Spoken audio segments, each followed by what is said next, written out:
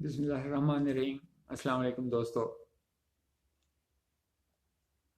Part one میں آپ کو سینٹ کی کارروائی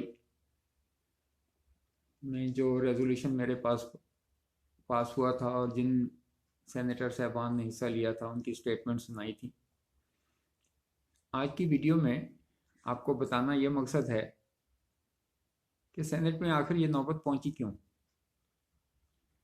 تو اس کی سب سے پہلی اور بڑی وجہ تو یہ تھی کہ ہمارے میڈیسن کے شعبہ کے لیجنڈ پروفیسر محمد ایاز ظفر صاحب کی وفات ہو گئی تھی۔ دسمبر 2004 میں ان کی وفات ہوئی، اور ان کی وجہ سے نصیر خان صاحب جو اس وقت ہیلتھ منسٹر تھے، اور وہ جو چند پرائیویٹ میڈیکل کالجز سے جن سے ان کا کوئی مفاد وابستہ تھا، اور جو پی ایم ڈی سی کی متعدد انسپیکشن کے باوجود کامیاب نہیں ہو سکے تھے کہ ان کو کوئی پروویژنل ریکگنیشن ملتی یا ان کو ریکگنائز کیا جاتا یا ان کو اجازت ملتی، تو ان کو وہ پاس نہیں کرا سکے رہے تھے۔ لیکن جیسے ہی انہوں نے دیکھا کہ ایاز ظفر صاحب کا سایہ ہمارے سر سے اٹھ گیا ہے، تو انہوں نے سب سے پہلے مجھے ٹارگٹ کیا۔ دسمبر میں ان کی وفات ہوئی، اور 19 جنوری کو انہوں نے میرے ریپیٹریشن آرڈر کر دیے وزارت صحت میں واپس آنے کے لیے۔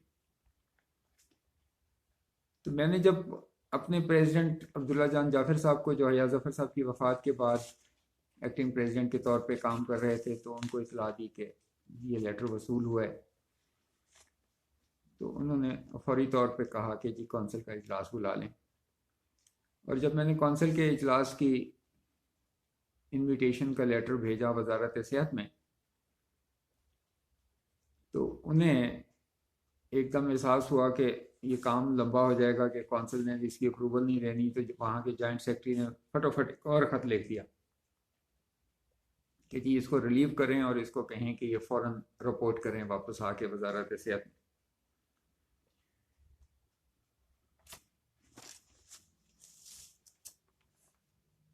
اس پر پروفیسر عبداللہ جان جعفر صاحب نے ان کو، وزارت صحت کو اطلاع یہ لیٹر لکھ دیا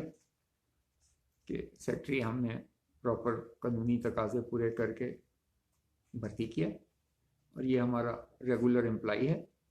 اور ہم اس کو ریپیٹریٹ نہیں کر سکتے، بہتر ہے کہ آپ اپنا نوٹیفیکیشن واپس لے لیں۔ اسی دوران چونکہ کونسل کا سیشن بلایا جا چکا تھا، تو اس کے ایجنڈا آئٹم میں ایاز ظفر صاحب کی وفات کے بعد جو صدر کا عہدہ خالی تھا، تو اس میں الیکشن بھی ہونا تھا، تو وہ ایجنڈا آئٹم پہ تھا۔ جب منسٹری نے یہ دیکھا کہ اس میں ایجنڈا آئٹم پہ ہے، تو انہوں نے فٹافٹ پرائیویٹ میڈیکل کالجز کو خوش کرنے کی خاطر لکھ دیا کہ جی ابھی ہم نے پرائیویٹ میڈیکل کالجز کے ممبرشپ کا فیصلہ کرنا ہے، تو یہ اس کو پوسٹ پون کر دیں۔ اس کی کوئی قانونی حیثیت نہیں تھی، لے ہم نے اجلاس پوسٹ پون نہیں کرنا تھا، لیکن وہی ہے کہ اس لیٹر کو بیس بنا کے پرائیویٹ میڈیکل کالجز کی ایسوسی ایشن جو ہے وہ سندھ ہائی کورٹ چلی گئی، اور سندھ ہائی کورٹ نے ان کو اسٹے آرڈر دے دیا اس لیٹر کی بیس پہ۔ جب اسٹے ہو گیا تو پھر ڈیفینیٹلی ہم الیکشن نہیں کر سکے، اور اس دوران وزیر صحت جناب نصیر خان صاحب ہمارے کونسل کے ایگزیکٹو کے ممبران کو بلا کے اور گائے بگائے حیات عبداللہ جان جعفر صاحب کو فون کر کے ان کو پریشرائز کرتے رہے کہ مجھے ریلیو کر دیا جائے۔ اور اس دوران انہوں نے مجھے اس لیٹر پہ جو انہوں نے ریپیٹریشن والا لکھا تھا، وزارت صحت میں تعدیبی کارروائی یا ڈسپلنری ایکشن شروع کر دیا، جس کی خاطر مجھے کورٹ جانا پڑا۔ اس لیٹیگیشن کی تفصیل کے لیے تو خیر کئی والیوم ریکوائرڈ ہوں گے، اور بہت ساری چیزیں ہیں جو انشاءاللہ بتائیں گے بھی صحیح اگر موقع ملا۔ لیکن اس دوران وزارت صحت روز بروز کونسل کے اگینسٹ ہوسٹائل ہوتی جا رہی تھی، اور جب عبداللہ جان جعفر صاحب نے اور کونسل کے ممبران نے مجھے ریپیٹریٹ کرنے سے انکار کیا، تو ایک دن انہوں نے ایمرجنسی میں 11 مارچ کو پروفیسر عبداللہ جان جعفر صاحب کو بلایا کہ جی فوراً پہنچے۔ جمعہ کا دن تھا، عبداللہ جان جعفر صاحب کی فلائٹ آئی، وہ سیدھے وہاں ہیلتھ منسٹری چلے گئے۔ منسٹر صاحب، ڈی جی ہیلتھ ڈاکٹر مجید راجپوت اور سیکرٹری ہیلتھ سید انور محمود صاحب ان کی انتظار کر رہے تھے. تو ان کے ساتھ ان کی کوئی 2.5-3 گھنٹے کی میٹنگ رہی. عبداللہ جان جعفر صاحب منسٹری کے نامینی کے طور پہ کونسل کے ممبر تھے. تو وہ ان کو کبھی ان کی منتیں کرتے، کبھی ان کی خوش آمدیں کرتے، کبھی ان کو دھمکاتے، کبھی ان کو لالچ دیتے. انہوں نے بڑے حربے آزمائے کہ 2-2.5 گھنٹے کی صبر ازا مذاکرات کے بعد ایون ڈی جی ہیلتھ جا کے نا تو میرا ریپیٹریشن آرڈر بھی ٹائپ کر کے لے آئے کہ جی عبداللہ جان جعفر صاحب کو کہتے تھے کہ جی بس یہ اس پہ سائن کر دیں. لیکن ان کو اندازہ نہیں تھا کہ عبداللہ جان جعفر صاحب ایک کوالیفائڈ سرجن ہے، اور سرجن کو ایمرجنسی ڈیل کرنی بھی آتی ہے اور ایمرجنسی سچویشن کو ہینڈل کرنا بھی آتا ہے اور اس میں سے نکلنا بھی آتا ہے. تو عبداللہ جان جعفر صاحب نے وہ خط ان سے لے لیا اور جیب میں ڈال لیا کہ میں پی ایم ڈی سی میں جا کے اس پہ غور کرتا ہوں کہ میں اس پہ آپ کو کیا جواب دیتا ہوں. تو ان کو انہوں نے لالچ دیا کہ جی دیکھیں ہم آپ کی ممبرشپ ابھی بھی ختم کر سکتے ہیں، اگرچہ ان کی ممبرشپ اگست میں ختم ہونی تھی، لیکن چونکہ ان کو دھمکا رہے تھے اور ساتھ میں لالچ دیتے تھے کہ دیکھیں اگر آپ اس کو واپس کر دیں تو ہم اگلے 5 سال کے لیے آپ کو آپ کی ممبرشپ کا ابھی ایکسٹینڈ کر دیتے ہیں، اور اس طرح کی چیزیں ان کے ساتھ کرتے رہے. جب عبداللہ جان ظاہر صاحب تھک ہار کے میرے دفتر آئے تو ہم انتظار کر رہے تھے کیونکہ ہمیں پتہ تھا ہمارے ایکٹنگ پریزیڈنٹ صاحب آ رہے ہیں. تو ہم تو خیر جمعہ پڑھ رہے تھے، ان کو تو انہوں نے جمعہ پڑھنا بھی نصیب نہ ہوا. تو انہوں نے آ کے وہ لیٹر میرے آگے پھینکا کہ جی یہ لیٹر ہے. میں نے ان سے پوچھا، ایک ہی سوال پوچھا کہ آپ نے اس پہ دستخط کر دیے ہیں؟ کہتے نہیں. میں نے کہا سر چلیں فکر نہ کریں، کوئی بات نہیں، ہو جائے گا. لیکن اس دوران انہوں نے میری ٹیبل سے کاغذ اٹھا کے تو اس پہ اپنا ریزگنیشن لکھنا شروع کر دیا. میں نے کہا جی یہ کیا کریں؟ کہتے ہیں انہوں نے مجھے دھمکایا ہے کہ اگر یہ سائن نہیں کروں گا تو وہ مجھے ہٹا دیں گے، کہ اس سے پہلے کہ وہ مجھے امبیرس کریں اور میری بےزتی کریں، اور میں کیوں نہ یہ اپنا استعفی ان کے منہ پہ ماروں. میں نے ان سے وہ استعفی کا کاغذ لے کے پھاڑ دیا. میں نے کہا سر یہ اتنا آسان نہیں ہوتا، دھمکی لگانا اور اس پہ عمل کرنا بہت مشکل ہے. اسی دوران میں نے جنرل خالد مقبول صاحب کو، جو ذاتی طور پہ بہت ساری میٹنگ میں ملاقات کی وجہ سے کافی عزت کرتے تھے، اللہ میاں ان کو عزت دے، تو انہوں نے ایک آدھ دفعہ مجھے فون کر کے کہا کہ ہاشمی اگر کوئی پرابلم ہو تو مجھے ضرور بتانا. تو میں نے ان کو کہا تھا، میں نے کہا سر یہ سامنے سے تو میں وزارت کا مقابلہ کر لوں گا، یہ کسی نہ کسی وقت مجھے بیک سٹیپ کریں گے تو میں ضرور بتاؤں گا. تو میں نے چونکہ عبداللہ جان جعفر صاحب تھوڑے پریشان تھے تو میں نے گورنر صاحب کو ملوا دیا. انہوں نے مجھ سے سچویشن پوچھی اور انہوں نے عبداللہ جان جعفر صاحب کو حوصلہ دیا کہ کوئی بات نہیں، یہ فکر کی ہے تو وہ میں ابھی اس کو ٹیک اپ کرتا ہوں. اور وہ میرا خیال میں اس نے پھر سیکٹری ہیلتھ کو فون بھی کیا، لیکن اس نے کہا جی ہم آئے عبداللہ جان جعفر صاحب کے خلاف تو کوئی نہیں ہے، لیکن secretary P M D C ہے وہ ہمارا امپلائی ہے اور ہم اسے بلائیں گے. تو میں نے انہیں کہا تھا، میں نے کہا جی وہ بے شک اپنا زور لگا لیں، یہ ایک لیگل بیٹل ہے، یہ میں ان کے ساتھ لڑ لوں گا، لیکن عبداللہ جان جعفر صاحب کو ان کو امبیرس نہیں کرنا چاہیے، جس کی انہوں نے ایشورنس لے لی. میں نے جب یہ صورتحال دیکھی کہ منسٹری روز بروز ہسٹائل ہوتی جا رہی ہے، میرے ریپیٹریشن کے آرڈر کر دیے ہیں، عبداللہ جان جعفر صاحب کو دھمکا رہے ہیں، پرائیویٹ میڈیکل کالجز کو سپورٹ کر رہے ہیں اور ہمیں روز بروز ہمارے معاملات میں دخل دیتے ہیں اور پرائیویٹ میڈیکل کالجز کی طرف داری ہو رہی ہے، تو میں نے ایک فیصلہ کیا کہ میں کیوں نہ صدر پاکستان پرویز مشرف صاحب کو خط لکھ کے ان ساری صورتحال سے آگاہ کروں. He is the chief executive of the country اور یہ انہی کی لائے ہوئے لوگ ہیں. تو اس دوران مجھے بہت سارے لوگوں نے ڈرایا کہ جی سید انور محمود صاحب کے ساتھ ان کے بہت گہرے ذاتی قسم کے مراسم ہیں، اور جو نصیر خان صاحب ہیں ان کے چودھریوں کے ساتھ بڑے زبردست مراسم ہیں، اور یہ دونوں بندے بڑے انفلوئنشل ہیں، آپ کا کیریئر تباہ کر دیں گے، آپ کی سروس جاتی رہے گی، آپ کو نقصان پہنچائیں گے.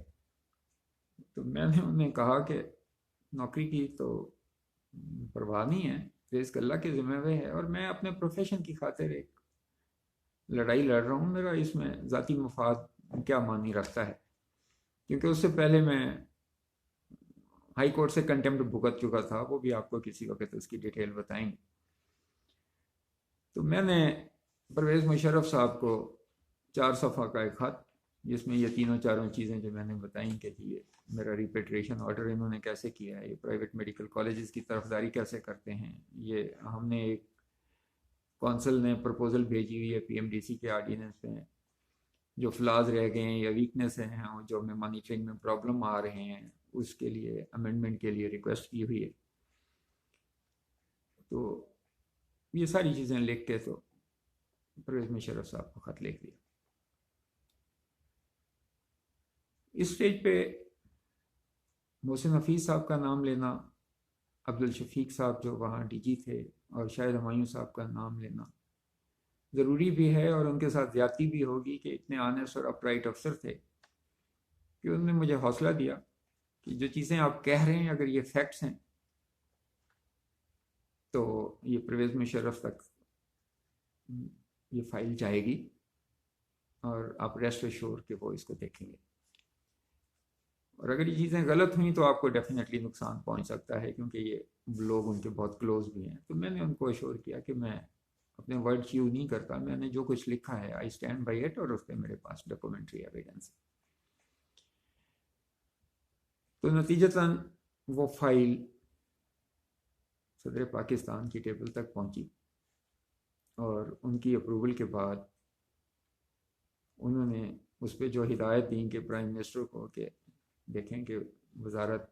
ان کے معاملات میں دخل نہ دے، یہ اچھا ادارہ چل رہا ہے، اور اسپیشلی جو نصیر خان صاحب ہیں کہ وہ ان کا جو آرڈیننس میں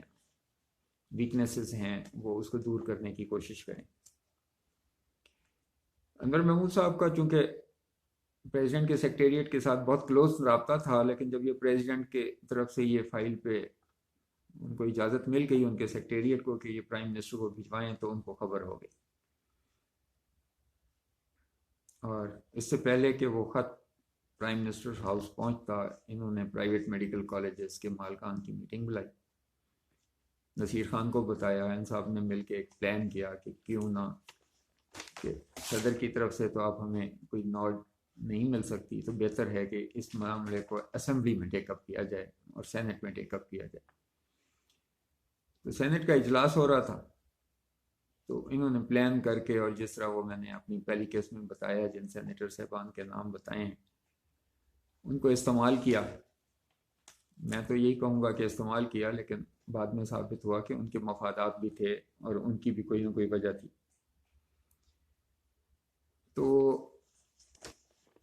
وہ میں آپ کو اس کی ڈیٹیل تو بتا چکا ہوں کہ وہاں انہوں نے کیا کچھ کیا اور کس طرح وہ ایشو وہاں ٹیک اپ ہوا. تو جو اگلا کویشچن تھا کہ اس کے بعد کیا ہوا، تو اس کے بعد جو سینٹ کی کارروائی ہوئی وہ بھی آپ کو بتائیں گے، جو پی ایم ڈی سی کی کارروائی وہ بھی آپ کو بتائیں گے. لیکن ایشو یہ ہے کہ ہم نے ان کو سمجھانے کی بہت کوشش کی، اور جب وہ پرائم منسٹر کی طرف سے لیٹر گیا تو ان کی آنکھیں بھی کھل گئیں، اور سینٹ کی اگلی قسط، سینٹ کی کارروائی کی اگلی قسط تک آپ کو تھوڑا سا انتظار کرنا پڑے گا. اس میں بڑے دلچسپ مرحلے آئے. میں ایک ہینٹ کر دیتا ہوں کہ جس اسٹینڈنگ کمیٹی بنی، اس اسٹینڈنگ کمیٹی نے کافی تحقیقات کی، اس میں کون ممبر تھے اور اس میں کیا ہوا، یہ تفصیل آپ کو آگے چل کے بتائیں گے. اس وقت تک یہ کافی ہے. Thank you.